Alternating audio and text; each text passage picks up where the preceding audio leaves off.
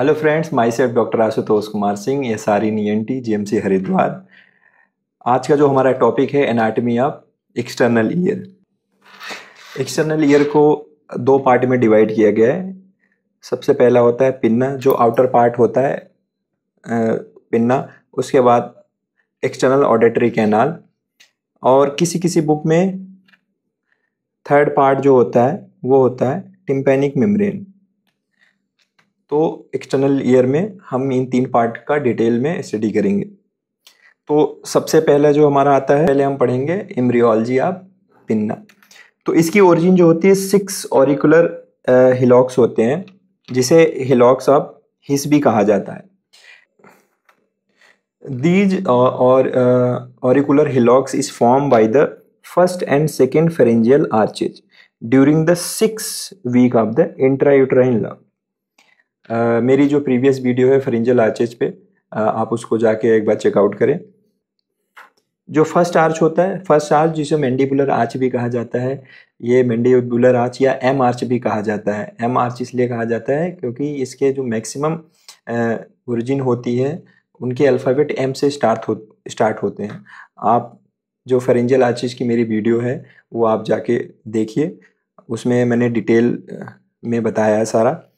तो ये जो है वो पहला देता है ए फर्स्ट सेकंड एंड थर्ड हिलॉक्स। जो सेकंड आर्च होता है हाईवाइड आर्च, वो क्या करता है, हमें रिमेनिंग 3 देता है। तो टोटल 6 हिलॉक्स जो होते हैं वो फर्स्ट आर्च और सेकंड आर्च से डेवलप होते हैं। आप यहाँ पे देखिए डायग्राम में, जो 1 2 3 और 4 5 6, तो 1 2 3 जो हो गया ये आपको फर्स्ट आर्च से डेवलप होता है, जो मैंडिबुलर आर्च होता है। बाकी के जो 4 5 6 होते हैं वो अलग से सेकेंड आर्च से डेवलप होती है। दोनों ये फ्यूज होके ये पूरा पिन्ना का फ्रेमवर्क बनाते हैं। अब इसमें हम ये देखेंगे कि कौन सा हिलॉक्स जो होता है कौन से पार्ट का फॉर्मेशन करता है। तो पिन्ना में हमारे डिफरेंट डिफरेंट पार्ट होते हैं, डिफरेंट डिफरेंट स्ट्रक्चर होते हैं, तो वो डिफरेंट डिफरेंट हिलॉक्स से बनते हैं। तो ट्रैगस का जो फॉर्मेशन होता है, ये देखिए हिलॉक 1 होता है, ये ट्रैगस का फॉर्मेशन होता है। जो हमारे यहाँ पे आपको ये प्रोमिनेंट पार्ट दिख रहा है, ये ट्रैगस का फॉर्मेशन करता है। उसके बाद जो हिलॉक 2 होता है वो हेलिक्स का पार्ट बनाता है। जो अपर पार्ट होता है, ये हेलिक्स का जो अपर पार्ट है ये आपका सेकेंड जो हिलॉक्स होता है उससे फॉर्म होता है। अब थर्ड से क्या होता है, क्रस ऑफ हेलिक्स। अब क्रस ऑफ हेलिक्स का मतलब ये जो इसका जो टर्मिनल पोर्शन है हिलॉक्स का, ये आपका थर्ड हिलॉक्स से फॉर्म होता है। हिलॉक 4 जो होता है वो क्या बनाता है, एंटी हेलिक्स। अब ये आपका हेलिक्स वाला पार्ट हो गया, ये आपका एंटी हेलिक्स हो गया, ये एंटी हेलिक्स का पार्ट हो गया। तो जो फोर्थ होता है वो आपका एंटी हेलिक्स का पार्ट बनाता है। और जो फिफ्थ होता है, जो फिफ्थ हिलॉक होता है वो क्या बनाता है, एंटी ट्रैगस। एंटी ट्रैगस कहाँ पे होता है, जो ट्रैगस के ठीक सामने होता है। ये वाला पोर्शन, ये ट्रैगस हो गया, ये हो गया ठीक सामने एंटी ट्रैगस। और बाकी जो 6 हिलॉक होता है, 6 नंबर का जो हिलॉक होता है वो बनाता है आपका लोब्यूल।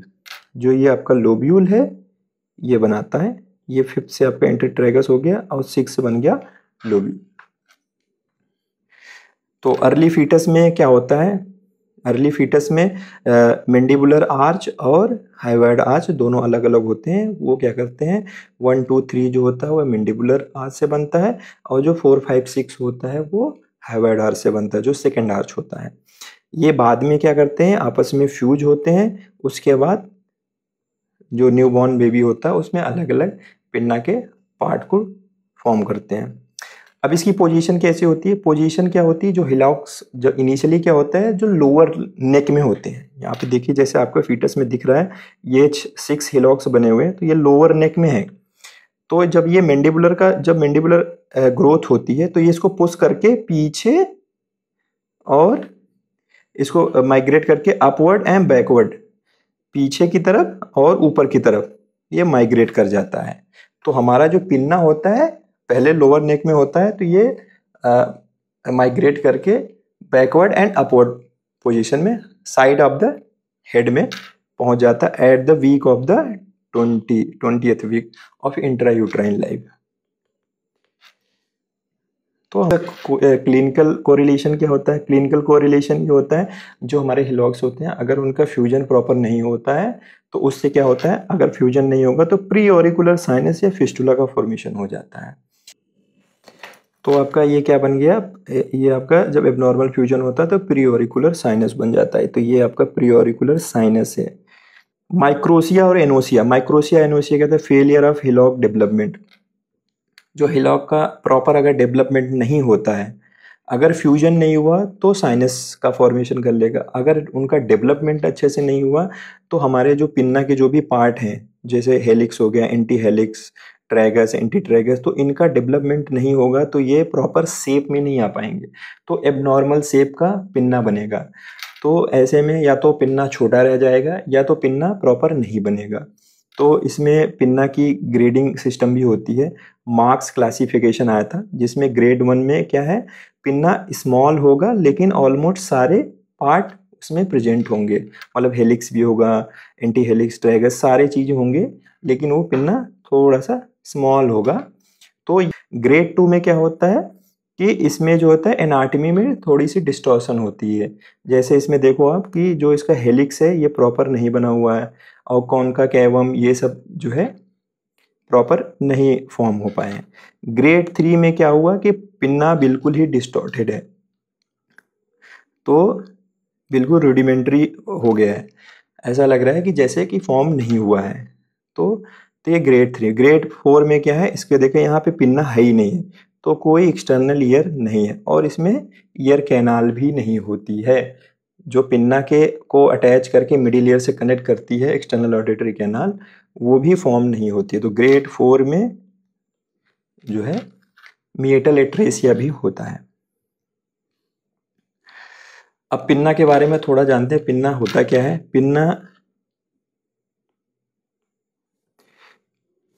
पिन्ना जो cartilaginous and funnel shape projecting part of the external ear. जो एक्सटर्नल ईयर का जो हमारा 3 पार्ट होता है, पिन्ना, एक्सटर्नल ऑडिटरी कैनाल और टिम्पेनिक मेम्ब्रेन। तो पिन्ना जो होता है ये कार्टिलेजिनस स्ट्रक्चर होता है जो हमारे एक्सटर्नल ऑडिटरी कैनाल से कनेक्टेड होता है। इसका मेन फंक्शन क्या होता है, सुनाई दे। इसका जो मेन फंक्शन होता है कलेक्ट द साउंड वेव। ये साउंड वेव को कलेक्ट करता है और उसको डायरेक्शन देके ईएसी की तरफ भेजता है, जिससे जो है साउंड की प्रोसेसिंग हो सके हमारे टीएम के थ्रू और ऑसिकल्स के थ्रू होते हुए इनर ईयर में जाए।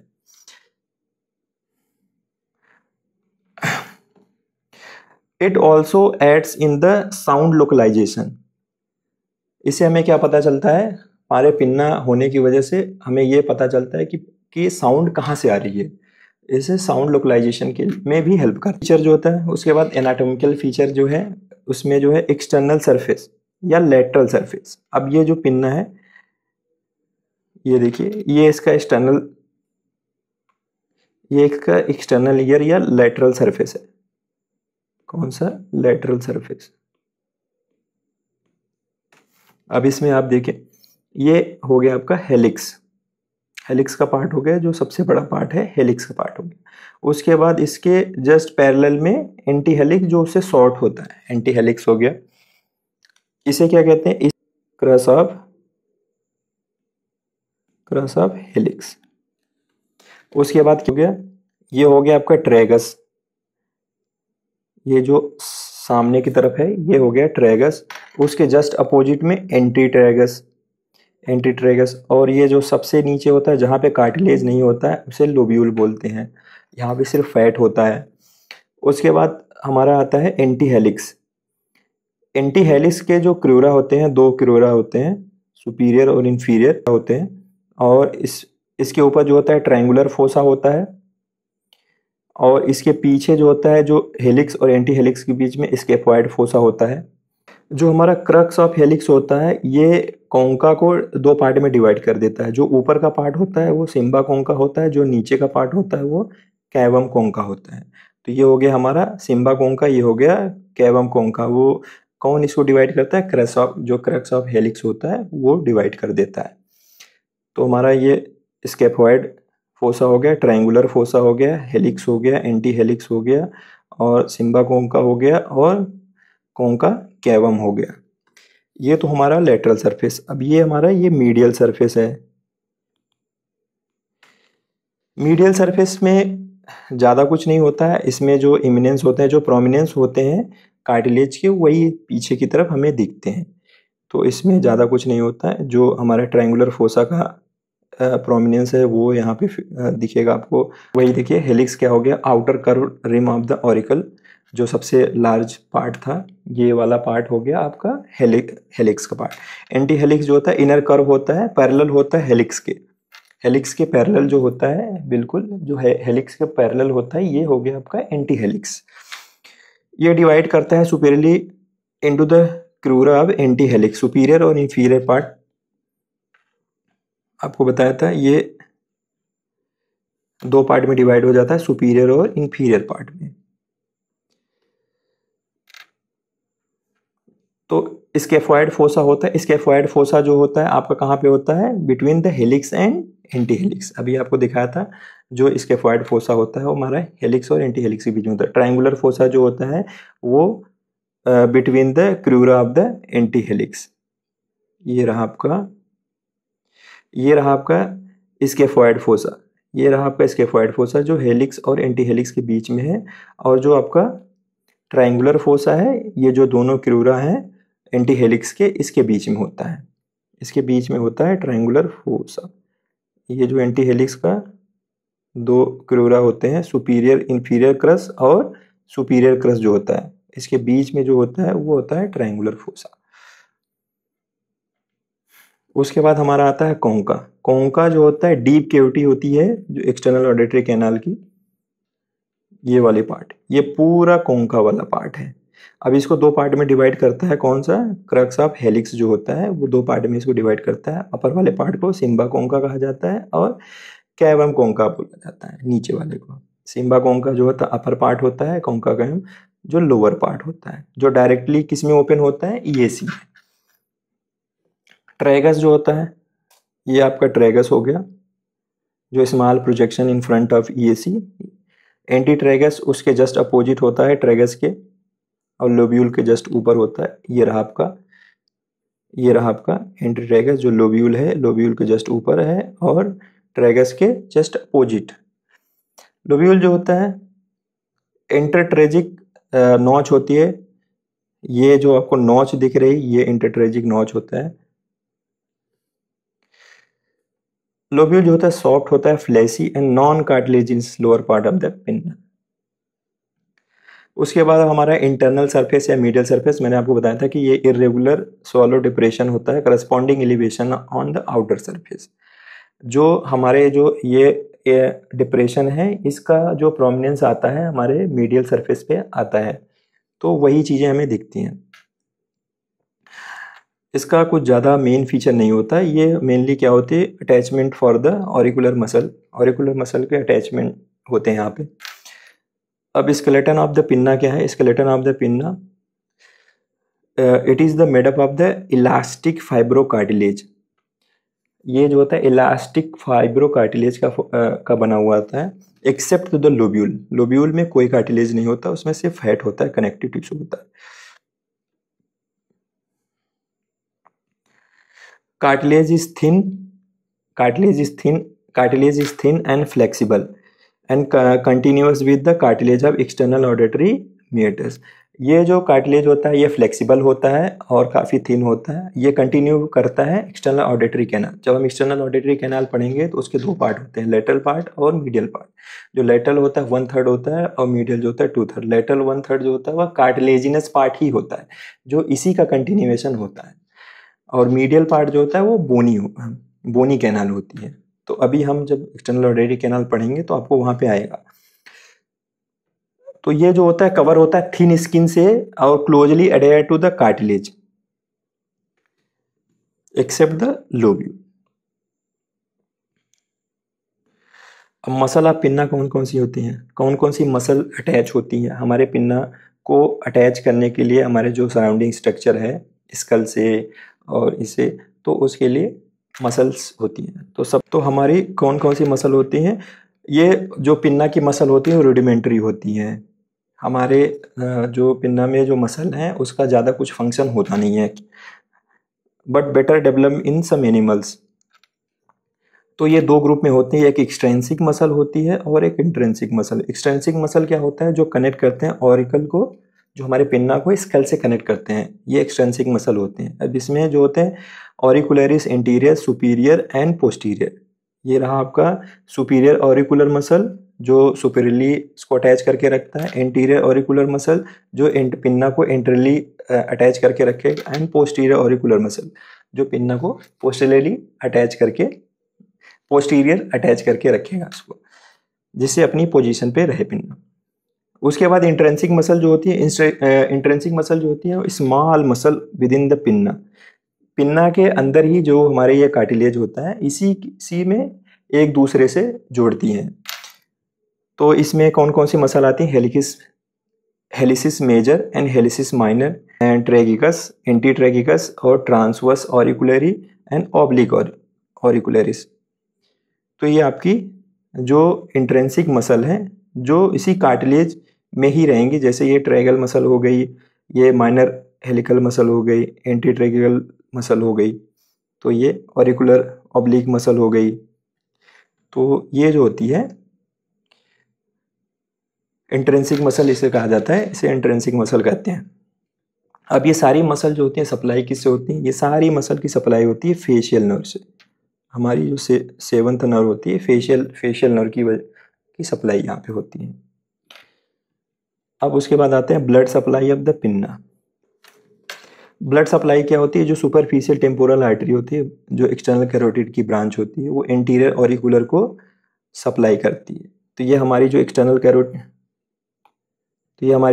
कैरोटिड आर्टरी है, इसकी जो है सुपरफिशियल टेम्पोरल आर्टरी ये है, ये हमें इंटीरियरली ये सप्लाई करती है। उसके बाद पोस्टीरियर ऑरिकुलर आर्टरी, ये भी जो होती है इसी की ब्रांच होती है एक्सटर्नल कैरोटिड आर्टरी की, जो पोस्टीरियरली सप्लाई करती है पोस्टीरियर ऑरिकुलर को। वीनस ड्रेनेज क्या होता है, वीनस ड्रेनेज इसका यहाँ पे देखिए, ये हमारी जो एक्सटर्नल कैरोटिड आर्टरी है, इसमें सुपरफिशियल जो सुपीरियर टेम्पोरल आर्टरी है, सुपीरियर टेम्पोरल आर्टरी एंटीरियरली जो है सप्लाई कर रही है, और पोस्टीरियर ऑरिकुलर आर्टरी जो होती है ये पोस्टीरियरली। यहाँ पे देखिए पोस्टीरियर ऑरिकुलर आर्टरी आ रही है, यहाँ पे ये सारा इसका सप्लाई है। उसके बाद हमारे वीनस ड्रेनेज क्या होता है, इसकी जो करस्पॉन्डिंग आर्टरी है उसके साथ साथ ही हमारी वीनस सप्लाई भी होती है। तो एक्सटर्नल जुगुलर वेन में या रिट्रोमेंडिबुलर वेन में जाके इसका वीनस ड्रेनेज होता है। लिम्फेटिक ड्रेनेज क्या है, lymphatic drainage of pinna. Lymphatic drainage में सबसे पहले तो जो प्री ऑरिकुलर लिम्फ नोड है, जिसे पैरोटिड लिम्फ नोड भी कहा जाता है, ये आपके जितने भी लेटरल सरफेस के हैं एंटीरियर पार्ट में, ये इंटीरियर पार्ट के लेटरल सरफेस में जितने इंटीरियर पार्ट के हैं, ये सारे लिम्फेटिक ड्रेनेज आपका प्री ऑरिकुलर या पैरोटिड लिम्फ नोड से होगा। दूसरा जो होता है मैस्टोइड या रिट्रो ऑरिकुलर, मैस्टोइड या रिट्रो ऑरिकुलर जो होता है लिम्फ नोड होते हैं, ये पोस्टीरियर सरफेस, जितने हमारे पोस्टीरियर सरफेस के जो लिम्फेटिक ड्रेनेज होगा वो पोस्टीरियर ऑरिकुलर या रिट्रो ऑरिकुलर लिम्फ नोड से होगा।